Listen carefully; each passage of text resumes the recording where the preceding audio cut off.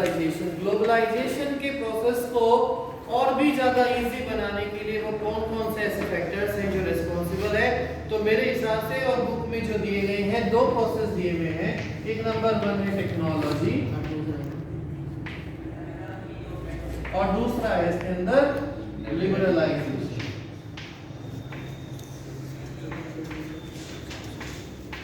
तो मैंने इस हेडिंग के सामने नंबर 1 लिखा है, इसका मतलब ये पार्ट 1 है। हम इसमें एक ही चीज के बारे में डिस्कस करेंगे और दूसरी चीज के बारे में हम दूसरी वीडियो के अंदर डिस्कस करेंगे। तो लिबरलाइजेशन को अभी हम भूल जाते हैं, एक ही टॉपिक को पहले ब्रॉड वे में एक्सप्लेन किया जाएगा। सो टेक्नोलॉजी के आ जाने से क्या ग्लोबलाइजेशन के प्रोसेस पर जो है कुछ फर्क पड़ा है।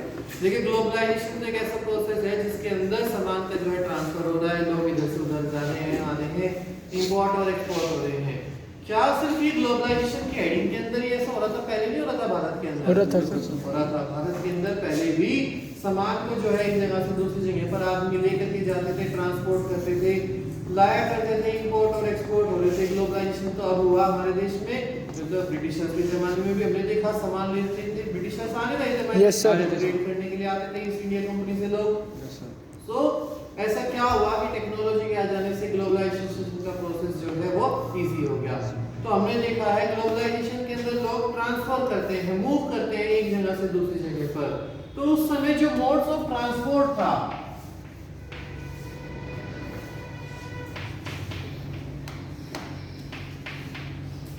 मोड्स ऑफ ट्रांसपोर्ट उस समय काफी स्लो था। आज हमें उसे स्पीडी बनाना है और स्पीडी बनाने के लिए ही हमें टेक्नोलॉजी का यूज करना पड़ेगा। पहले भी हमारे पास सामान बनता था, सामान इंपोर्ट और एक्सपोर्ट होते थे। मान लीजिए आपने देखा है कई बार हमारे यहाँ पाकिस्तान से भी कुछ सामान को जो है लोग इधर बेचने के लिए आया करते थे, या पहाड़ों पे से लोग कुछ जो है प्लेन एरिया से आते थे लोग सामान को बेचने के लिए। तो उन्हें घर से दूर कई कई महीने कई कई साल भी जो हो जाया करते थे, अपने घर को बहुत दिनों बाद पहुंचा करते थे। मोड्स ऑफ ट्रांसपोर्ट सामान बन गया एक जगह से दूसरी जगह पर जाने के लिए, भेजने के लिए। हमारे पास जो साधन थे, कैमल था, एलिफेंट था, हॉर्स थे, डंकी थे, कार्ट थी, बुलक कार्ट्स वगैरह थी, बुग्गी होती थी, उसके अंदर सामान को लोड करके जा सकते थे। आदमी को एक जगह से दूसरी जगह पर जाना घोड़े का इस्तेमाल किया करता था, तब जा करके पहुंचेगा। जाता था कि नहीं जाता था? किसी आदमी को जो है अगर हमने देखा सामान को ढोने की बात आई तो गधे के ऊपर लाद दिया करते थे, ला देते थे कि नहीं? yes, सामान उसके ऊपर डाल दिया कि चल भाई करके। लेकिन उस प्रोसेस को हमने देखा बहुत ही स्लो प्रोसेस था, टाइम ज्यादा लगा। काम तो उसमें भी चल रहा था, हमारा सामान जा रहा था, ग्लोबलाइजेशन तो उसके अंदर भी हो रहा था, ट्रांसपोर्टेशन तो उसमें भी हो रहा था, लेकिन वो प्रोसेस काफी स्लो था। तो आज हमें जरूरत है अपने प्रोसेस को स्पीडी करने की। ग्लोबलाइजेशन के प्रोसेस को जल्दी से जल्दी कंप्लीट करने के लिए हमें इस प्रोसेस को स्पीडी करना होगा। इसीलिए हमने क्या किया, मोड्स ऑफ ट्रांसपोर्ट के अंदर टेक्नोलॉजी का इन्वेस्टमेंट कर दिया या इंप्रूवमेंट कर दिया। टेक्नोलॉजी को आज हम यूज करके कितनी जल्दी से जो है अपने सामान को एक जगह से दूसरी जगह पर पहुंचा सकते हैं कि नहीं? Yes sir. इसमें दिया है goods placed in containers, ships, railways, planes, truck. ये कुछ ऐसे मोड्स ऑफ ट्रांसपोर्ट हैं जो आज हम यूज करके अपने सामान को एक जगह से दूसरी जगह पर इजीली ट्रांसपोर्ट कर सकते हैं या स्पीडीली ट्रांसपोर्ट कर सकते हैं। जैसे कि आपने देखा होगा शिप्स होते हैं, जहाज होते हैं बड़े बड़े, और कुछ कंटेनर्स होते हैं लोहे के, कुछ बड़े बड़े डब्बे से होते हैं जिनके अंदर हम सामान को पैक कर देते हैं, और वो कंटेनर के कंटेनर फिर जहाज के ऊपर लोड कराए जाते हैं डॉकयार्ड्स में, बंदरगाह पर। तो इस तरीके से कंटेनर्स होते हैं। रेलवे का इंट्रोडक्शन तो खुद ब्रिटिशर्स ने किया था, बॉम्बे के बीच में रेलवे लाइन को चलाने के लिए मालगाड़ी में चलाई गई थी, ताकि सामान को जो है इजीली एक जगह से दूसरी जगह पर ट्रांसपोर्ट किया जाए। उसके बाद बताया गया है प्लेन्स है, हमारे पास एरोप्लेन है, आज सामान को यहाँ से डालो और दूसरे देश के अंदर कितनी से 1-2 घंटे में 4 घंटे में पहुंचा सकते हैं। ट्रक्स का माध्यम है हमारे पास, अगर इंटरनेशनल नहीं इंटरनेशनली हमें ट्रांसपोर्ट करना हो सामान तो ट्रक से भी हम ट्रांसपोर्ट कर सकते हैं। क्वेश्चन आता है कि हमने ट्रांसपोर्ट के जो ये मीन्स हैं इतने फास्ट क्यों कर दिए, क्या जरूरत थी हमें इतने फास्ट करने की? तो जरूरत ये थी कि हम दो तरह के सामानों को जो है ट्रांसपोर्ट करते हैं, एक्सपोर्ट या इंपोर्ट करते हैं। जैसे कि एक होते हैं पेरिशेबल गुड्स और एक होते हैं नॉन पेरिशेबल गुड्स। पेरिशेबल मतलब जो जल्दी से जो है खराब हो सकते हैं, और नॉन पेरिशेबल मतलब जो जल्दी से खराब नहीं होते।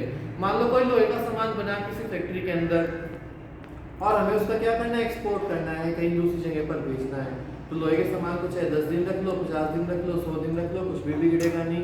लेकिन अगर हमें नेशन में ही, अपने देश के अंदर देखें, जम्मू कश्मीर के अंदर, उत्तराखंड के अंदर, इधर सेबों का बाग बहुत ज्यादा है सेब की, और सेब जो है हमें केरल के अंदर भी पहुंचाने। अगर एक आदमी को कीमत लाते उन्हें लेकर के चल दे केरल में, कई दिनों में खराब भी हो जाएगी तो सब हो जाएंगे ना, हो जाएंगे रास्ते में जो है वो पेरिश हो जाएंगे। इसीलिए कहा गया कुछ आइटम्स ऐसे होते हैं पेरिशेबल होते हैं जो बहुत जल्दी से खराब हो सकते हैं अगर उनका ट्रांसपोर्टेशन विद इन उनकी लिमिट में नहीं किया गया, जब तक कि उन्हें कंज्यूम करना होता है। तो इस वजह से भी हमें जरूरत थी कि एक स्पीडी ट्रांसपोर्टेशन चाहिए, और वो स्पीडी ट्रांसपोर्टेशन आज हमारे पास ग्लोबलाइजेशन के प्रोसेस में टेक्नोलॉजी के माध्यम से आप पहुंचा है। तो कह सकते हैं हम एक वे में कि ग्लोबलाइजेशन के प्रोसेस को और भी ज्यादा ट्रांसपोर्टेशन से इजी हो चुका है टेक्नोलॉजी का, जब हमने उसके अंदर यूज करना शुरू किया। So development in information and communication technology। एक तो इंफॉर्मेशन, अब इंफॉर्मेशन की बात आई, कम्युनिकेशन तो हमने पढ़ लिया, means of transport. Information technology आप लोग पढ़ते भी होंगे, आईटी सेक्टर के बारे में आपने पढ़ा होगा। आईटी कैसे आज इंफॉर्मेशन टेक्नोलॉजी के संसाधन आ जाने से, रिसोर्सेज आ जाने से हमारा जीवन आसान। मोबाइल फोन आ गया। Yes sir. एक एग्जांपल देता हूँ इसके अंदर, जैसे कि पहले किसी के पास कोई खबर पहुंचानी होती तो आप लोगों ने मूवीज के अंदर देखा, कबूतर का जोड़ा छोड़ देते हैं। हाँ जी, कबूतर छोड़ दिए, उसके पैर में चिट्ठी बांध दी, ठीक है भाई, जा कबूतर और तो जा करके जो है वहां पर हमारा लेटर पहुंचा देता सर, वो मैसेज को ट्रांसफर करने का यही तरीका होता था। उसके बाद थोड़ा सा और माध्यम, means of communication, post office डाक खुल गए हमारे देश के अंदर। डाक घर में डाकिया आता था चिट्ठी बांटने, तो ठीक है। एक बार क्या हुआ, एक आदमी की मृत्यु हो जाती है, और ठीक है मृत्यु हो गई, अब खबर पहुंचानी थी कुछ लोगों को दूर जो रह रहे थे, तो उसने, जिनके घर में वो डेथ हुई, उसने चिट्ठी लिख करके डाक खाने में डाल दी, और वो डाक खाने की चिट्ठी पहुंच रही है 25 दिनों बाद। आदमी की 13वीं भी होकर के नहीं बढ़ रही। सलाम वो जब आ रहे हैं, जब 1 महीना हो गया कि हाँ तुम्हारे पिताजी का जो है स्वर्गवास हो गया, तुम्हारी माँ ने ये चिट्ठी इस तरीके से। तो मीन्स ऑफ जो कम्युनिकेशन थे, ट्रांसपोर्ट थे, इतने ज्यादा अच्छे नहीं थे, स्पीडी नहीं थे, जिनकी वजह से हमें बहुत सारी परेशानियों का सामना करना पड़ता था। तो इंफॉर्मेशन टेक्नोलॉजी, कैसे इस इंफॉर्मेशन टेक्नोलॉजी ने इस फील्ड के अंदर बहुत सारे चेंजेस लाए। आपको पता है आज हम क्या यूज कर सकते हैं, कंप्यूटर यूज करते हैं, और इंटरनेट का जमाना है, हर चीज जो है इंटरनेट के माध्यम से काफी आसान हो गई है। इसी को ही कहा गया using IT sector in globalisation. Globalisation के अंदर आज हम आईटी सेक्टर को यूज करेंगे, तो ज्यादा सालों का बात नहीं पढ़ेंगे हम लोग। आज से लगभग 30 साल पहले ही इंफॉर्मेशन टेक्नोलॉजी का जो है जन्म हुआ है अच्छे तरीके से, तो अभी लोग जानने लगे हैं।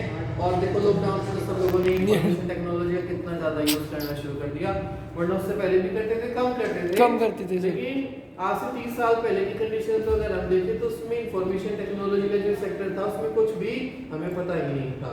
It was difficult to connect with countries, दूसरे देशों के साथ कनेक्ट करना बहुत ही मुश्किल था, या तो वहां पर जाकर के ही आदान प्रदान हो, बातें कुछ करें, घर जाकर के पता चलेगा, वरना एक सिस्टम था लैंडलाइन फोन जुड़ा होता था, उसमें भी हम एक पर्टिकुलर जगह के अंदर बैठ करके ही बातें कर सकते हैं। और आज एक विदाउट वायरलेस फोन हमारे पास, कहीं भी घुमा दो, कहीं भी बैठ लो, बैठो छत पे, गार्डन में बैठो, गार्डन में, पूरी दुनिया जो कहते हैं ना, पूरी दुनिया हमारी जेब में हो गई है, इंटरनेट की वजह से ही हमारे पास ही पॉसिबल हो पाया है।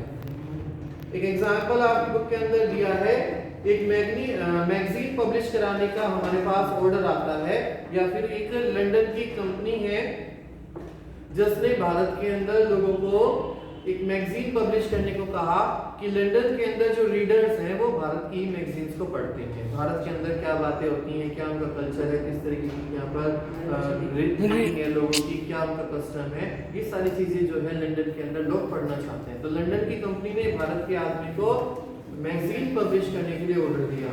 तो अब आप इसमें दोनों तरह के केस पढ़िए। अगर मान लीजिए ग्लोबलाइजेशन है, मतलब अब इसमें ग्लोबलाइजेशन तो हो गई भाई, एक सामान दूसरे देश के अंदर जाएगा, इंडिया से लंदन जा रहा है, तो ग्लोबलाइजेशन तो होना ही होना है। Yes sir. तो अगर टेक्नोलॉजी होगी तो क्या होगा, टेक्नोलॉजी नहीं होगी तो क्या होगा।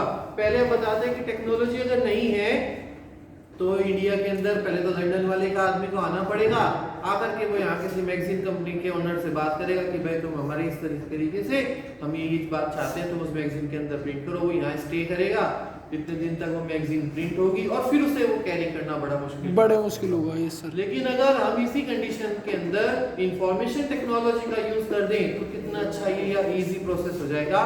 लंदन के अंदर से ही फोन आता है किसी मैगजीन पब्लिशर हाउस के पास कि हमारा ये कंटेंट है, हमारी ये डिमांड्स है, आप इस डिमांड के अकॉर्डिंग एक मैगजीन को पब्लिश कर दो।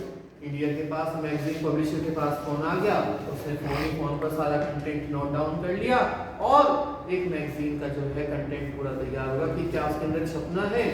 उस आदमी ने मैगजीन पब्लिशर्स ने पूरा का पूरा कंटेंट जो है इंटरनेट पर कंप्यूटर के माध्यम से टाइप करके तैयार कर लिया। अब उसने वो सारा का सारा कंटेंट टाइप करने के बाद क्या किया, ईमेल कर दिया, इंटरनेट का यूज किया और ईमेल करके पहुंचा दिया लंदन किसी पब्लिशिंग हाउस से लंदन वाले आदमी ने पब्लिश करा दी सारी मैगजीन। इंडिया के कंटेंट की पब्लिश कहाँ हो गई? लंदन में।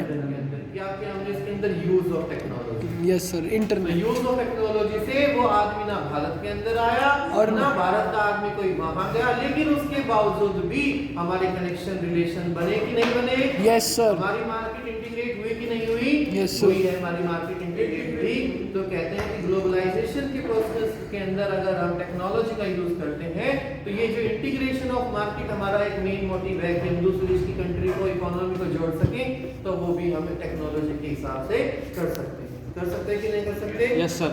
फिर एक बार एक बच्चे ने पूछ लिया कि सर ठीक है आपने बता दिया, लंदन से कंटेंट मांग लिया गया, इंडिया वालों ने कंटेंट भेज दिया, वहां पब्लिश होगी, तो इसमें इंडिया का क्या फायदा होगा? फायदा तो वो क्या फायदा हुआ? पैसा तो आया ही नहीं। अरे पैसा भी आया, वो भी इंटरनेट के माध्यम से, वो भी उन्होंने इंटरनेट बैंकिंग कर दी, ट्रांजैक्शन कर दी, उसने मैगजीन पब्लिशर हाउस के खाते में जो है ऑनलाइन पैसा भी ट्रांसफर कर दिया। तो इसमें कोई ज्यादा बड़ी सोचने वाली बात है नहीं। ग्लोबलाइजेशन के प्रोसेस के अंदर टेक्नोलॉजी को यूज करके आज हमने इतना अच्छा एक मोड ऑफ ट्रांसपोर्टेशन ढूंढ लिया है जो बहुत ही स्पीडी है और जिसकी वजह से हमारे टास्क जो है जल्दी कंप्लीट हो जाते हैं और हमें प्रॉफिट अर्न करने में कोई ज्यादा मुश्किलों का सामना नहीं करना पड़ता। तो ये तो था पहला पार्ट 1 जिसके अंदर हमने टेक्नोलॉजी के बारे में पढ़ा। दूसरे पार्ट में पढ़ेंगे हम लिबरलाइजेशन के बारे में।